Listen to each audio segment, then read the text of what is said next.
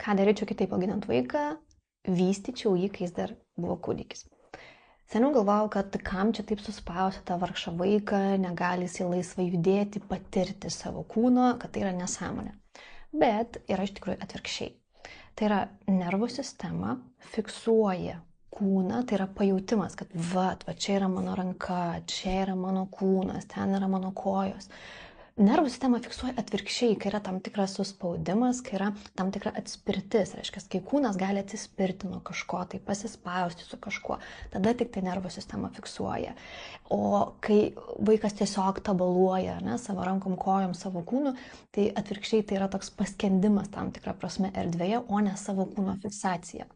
O iš tikrųjų, ta vadinama propriocepcija yra labai reikalinga aplamai suvokti pradžiui taip savo kūną, bet vėliau ir save, kaip aš galiu patirti, eiti, būti ir panašiai. Tai